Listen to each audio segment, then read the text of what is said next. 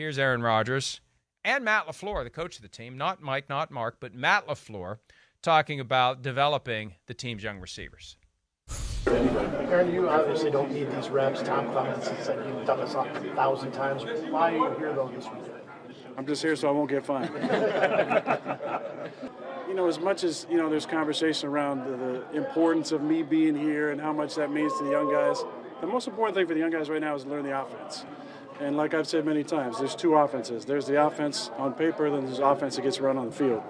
So they need to learn the offense on paper first, and once they get that down, then we'll have plenty of time in training camp to get the other offense down. I think it's always important for quarterbacks, no matter whether it's a receiver, tight end, running back, whoever they're throwing to, you got to learn how guys move, and it allows you can kind of read body language when a guy may or may not be breaking. So there's a lot that goes into it, and that's not something that happens overnight. That's definitely a process, and it takes time for that to develop.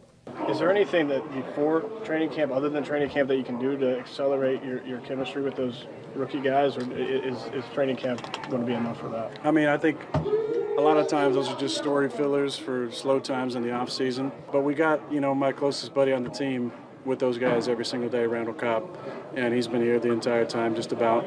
So he's passing along everything they need to know about playing with me, and expectations and signals and unspoken communication and nonverbal stuff. And they just got to feel me once, we get back for training camp and it gets real. There'll be expectations for them, but reasonable expectations. I will say this. Let me start here. The fact that Aaron Rodgers initially responded to the question by saying that the talking point is out there, that he should be there to help the young receivers develop, I will hazard to guess that he may have been wasting his time reading crap like that in recent weeks. It could have been. Because I'm not aware of anybody else banging that drum. Now, I don't read what others write. I doubt that the folks covering the Packers have been daring to step onto those landmines, because you don't want to have to answer to Aaron Rodgers. And I don't mean any disrespect. I understand the human dynamics. You cover the team.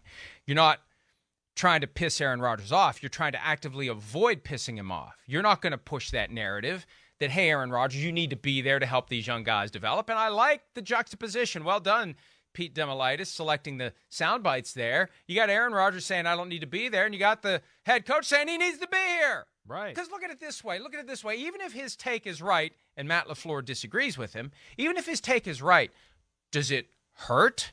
Is it counterproductive to have the starting quarterback there? Even if it does nothing, and it surely wouldn't mean nothing to Christian Watson to be able to work with Aaron Rodgers and just kind of get past that initial, holy shit, I'm working with Aaron Rodgers. Yeah, right. Right? You get past that and work through that, and it all starts to settle down. Of course there's value in it. It's not going to hurt. That's the thing. It's not going to hurt. And the reason that I got all lathered up about it, they're paying him $50 million a year now, and I know it's voluntary. The guy's getting $50 million a year. You should be there to help these young guys not freak out when training camp rolls around. You set the right tone now. You lay the foundation to have a great team later. I think he kind of likes the challenge of, it's almost like waiting to study for a test until the night before. Like he kind of likes the adrenaline of, we got to get our act together here. Maybe we'll lose 31-3 week one like last year too, and then everybody will call us out, and that's when we'll, on the fly, become a great team again. I think he kind of likes that. Why else wouldn't you be there? And why wouldn't you be working with these guys between the end of the offseason program and the start of training camp? Because it sure sounds like he doesn't plan to do that either. Yeah, there's no negatives. That's like what you're talking about. There's no negatives. Really, there's only positives. That's where you push back. Yes, can Aaron Rodgers not show up and do the stuff he's talking about at training camp and still be awesome this year and their offense be, still really good? Yeah, sure. No doubt about it. But does that mean it reaches its maximum potential and possibilities? I don't know about that. No, I don't know. That's not – because you made the points the right way. I mean, one, hey, I mean, yeah, you're getting a head start. You're building not only the camaraderie, but you're getting the nerves out of young receivers and guys that haven't worked with Aaron Rodgers. You're getting that done. Some of the nonverbals and the signs and things like that, and the little thought processes and nuances you might be able to give a guy, on certain plays. Hey, you get a jump start on that. I mean, there's only positives. I don't know if the negatives are that big that it's going to affect them to where I go, oh, no, they're going to lose 2 or 3 extra games. No, I don't know if it's going to be that much, but it might be one game. It might be, a few less incompletions and a few less touchdown passes because of it. And like you said, the biggest thing is you're the leader of the team. You're the god of the team. You're the guy. It's Aaron Rodgers and the Packers are coming into town. That's what it is. So, yes, you like to be there to be that guy to show everybody how to work, set the good example, everything you're talking about that way, let alone, hey, he's preached to us all a little bit the last few off seasons about the way things should be done, and he's been around and he knows how it should be done, and we should listen to his advice and that stuff. I mean, that to me would entail, yes, showing up at work for the limited amount of practice times you got during the spring. So, again, he's awesome and he's going to be the man, but I don't think there's negatives to this. There was only positives of him showing up, and that's out the door now.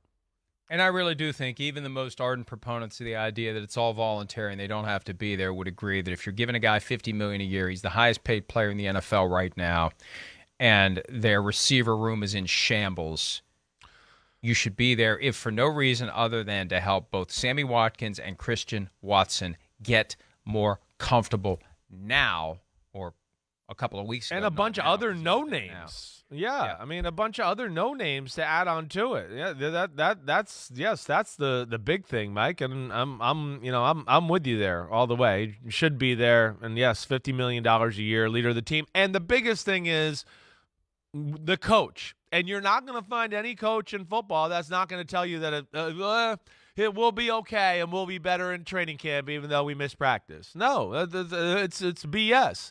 Again, it's not that the world's going to fall apart here for Aaron Rodgers, but there definitely was no negatives and there are a lot more positives about showing up. That's for sure. Hi, I'm Mike Tirico, and thanks for watching.